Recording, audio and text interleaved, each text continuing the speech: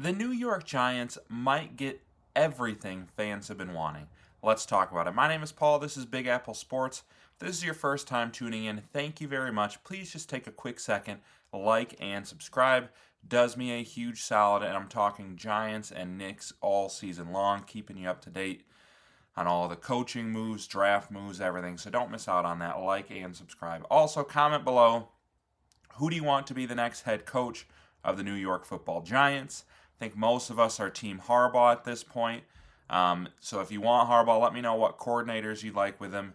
If you want someone else, let me know. Hit me up in the comments. We'll talk it out. I know we all want Harbaugh right now, but there are other good coaching candidates. So let me know which one your favorite is. But more news has broken on the John Harbaugh front, and it could be a perfect situation for Giants fans and the New York Giants in general. Let's dive on into that. So, John Harbaugh, it's kind of been leaked what his prerequisites for a job are. And it goes on to say there's really 4 teams considering what he wants who are interested. Those 4 teams were the Giants, the Falcons, the Dolphins, and the Browns. So I'm going to kind of dive into what he wants, why it could lead to like just the perfect dream scenario for the Giants, and why, like I know a lot of people are worried about the Dolphins, and I'll get into why these other teams, I really don't think they're going to be what he wants at the end of the day. So let's get into what it is that he wants.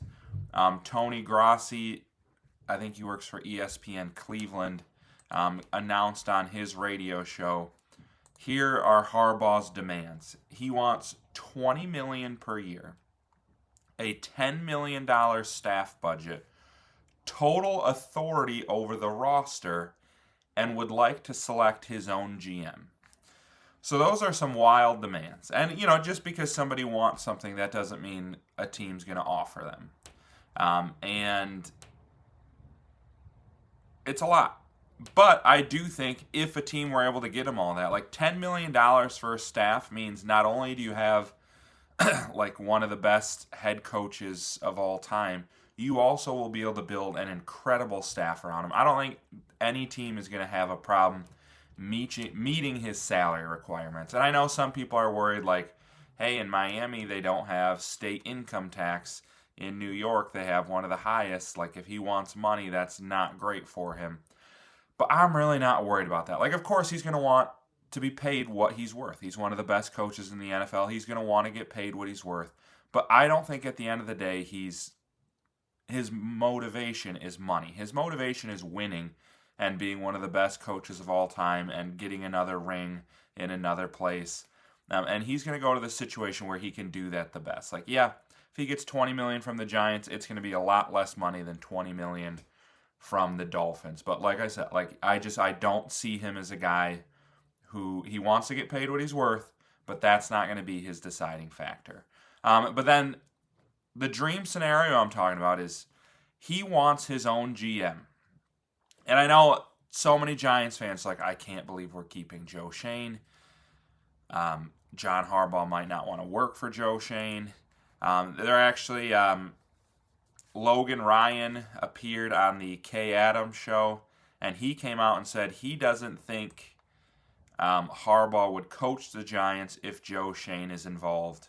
And some of this I think is just personal opinion from, I don't think this is inside information, because he comes out and says, I'm not fond of him from my experience. I don't know why he does what he does. I know we let a lot of Pro Bowlers walk and play for different teams, so I don't think that's good. Someone has to want to inherit Joe Schoen. So that's not inside information. That's just him saying, I don't think Joe Schoen's a good GM.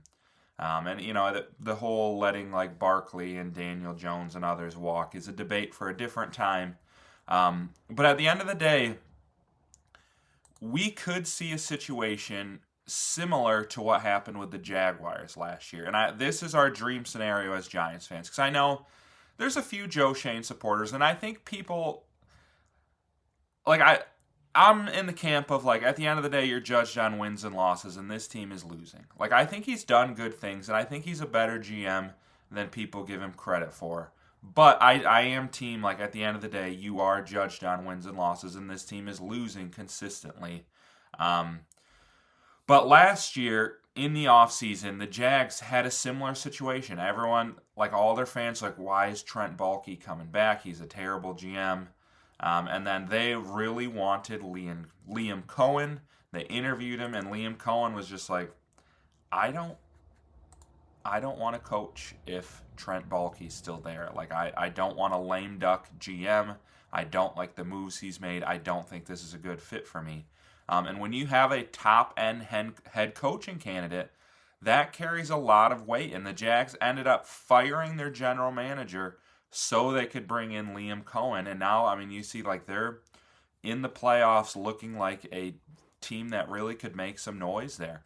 And so that's what I think really could happen with the Giants here. Is like John Harbaugh is the kind of guy, he has the power to say these kinds of things. And he has the resume to say, like, I need control of this roster. So I think it is incredibly possible, and I think Giants fans would be like on cloud nine if he comes into his interview and says, I don't want Joe Schoen here, and Giants ownership is like, okay, we'd rather have you than Joe Schoen. Sorry, Joe. Thanks for your service.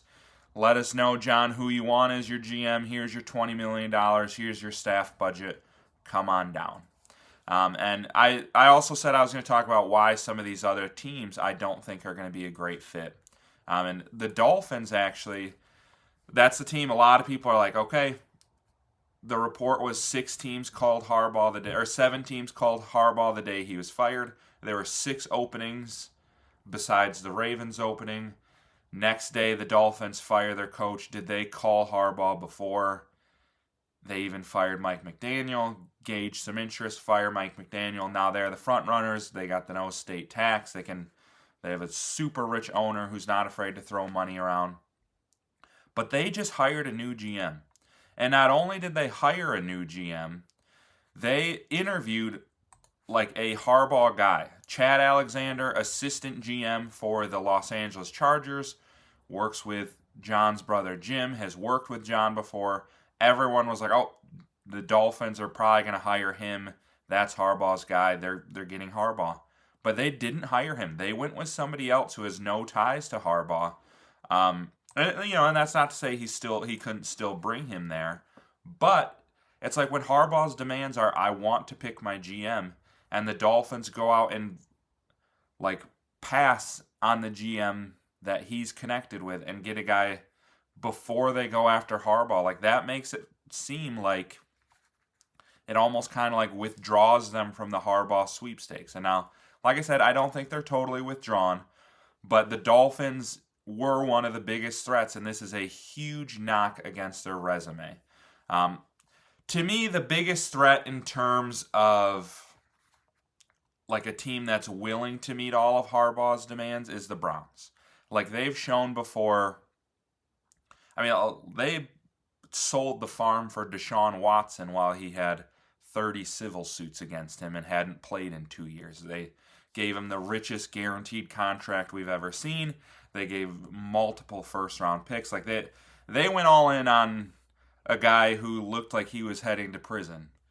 What would they do for John Harbaugh? Like, they clearly want to win. They clearly will do whatever it takes to bring in the right guy. So I do think they are a team to watch there. But at the end, when push comes to shove, I know Harbaugh grew up a Browns fan, but why would you want to go there instead of New York? Like, they have a good defense, but who's your quarterback going to be?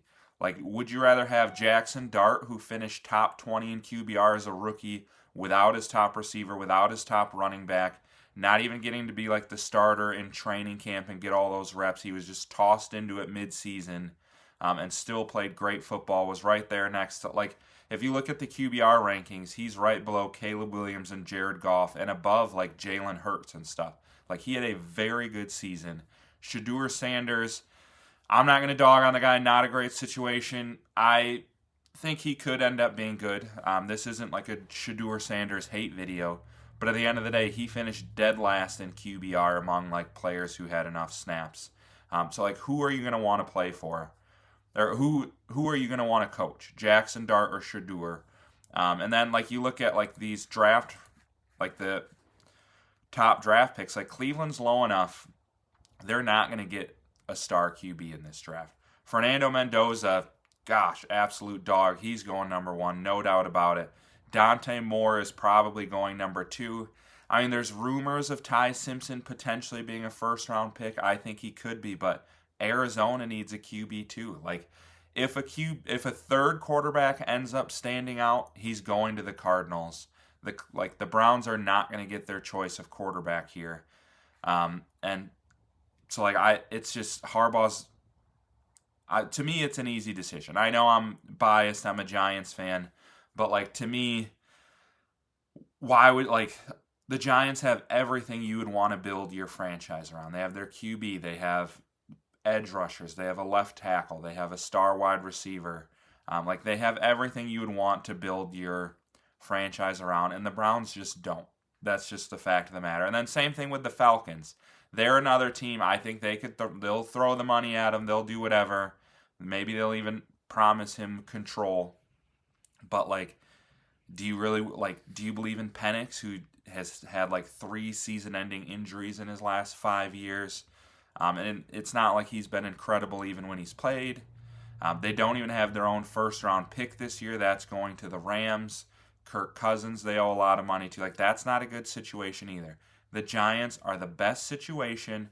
They have the picks. They have everything they need to be a team that makes a Bears or Patriots type jump next season. It's just a matter of, will they meet his demands?